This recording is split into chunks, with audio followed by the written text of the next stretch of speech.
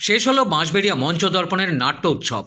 Bansberia station road মঞ্চদর্পণ নাট্য সংস্থার ব্যবস্থাপনায় প্রতিবারের মতো এবারেও নবম বর্ষ চুঁচুড়া রবীন্দ্র ভবনে অনুষ্ঠিত হয়ে গেল 3 দিনব্যাপী নবরঙ্গরস নাট্য উৎসব 2024। ভারত সরকারের সংস্কৃতি মন্ত্রকের আর্থিক সহায়তায় এই নাট্য উৎসব অনুষ্ঠিত হয়।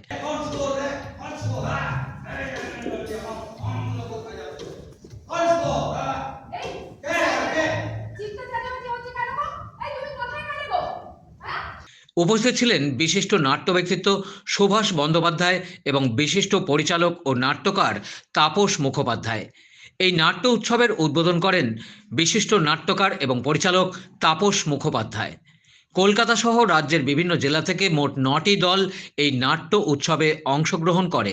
নাট্য উৎসবকে কেন্দ্র করে দর্শকদের মধ্যে বিপুল উদ্দীপনা দেখা যায়। বাঁশবেড়িয়া মঞ্চদর্পণ আগামী দিনে আরও নাট্য উৎসবের আয়োজন করতে চলেছে।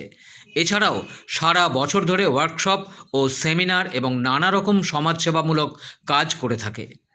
এই কারণে মঞ্চদর্পণের আগের উৎসবে আমি যখন অতিথি হয়ে এসেছিলাম, আমি বলেছিলাম এই সম্মাননার থেকে যদি আমার দলকে একটা শো দেন আমি বেশি খুশি হব। ওনারা সেই কথাটা কিন্তু রেখেছেন। এতে আমি মঞ্চদর্পণের কাছে আন্তরিকভাবে কৃতজ্ঞ। বর্তমান যুগে যে টিভির যে দৌরাত্ম্য যে সিরিয়ালগুলো চলছে, সেখানে মানুষকে আবদ্ধ করে বলছে, ঘরের মধ্যে একটা গণ্ডির মধ্যে তাদের আটকে ফেলছে। এই গণ্ডিটা আমরা তাদের ভাঙতে চাইছি, যাতে নাটকের যে হলগুলো রয়েছে, আগেকার পূর্বে আমরা দেখেছি যে নাটকের হলগুলো উপচে ভিড় করতো, হাউসফুল হতো টিকিটে। সেটা আমরা চেষ্টা করছি, কতটা পারবো জানি না, আশা করছি আমরা সফল হব। সেই চেষ্টা আমরা নিরন্তর চালিয়ে যাচ্ছি। রাজেশ দেবনাথের রিপোর্ট, খবর নিউজ 6।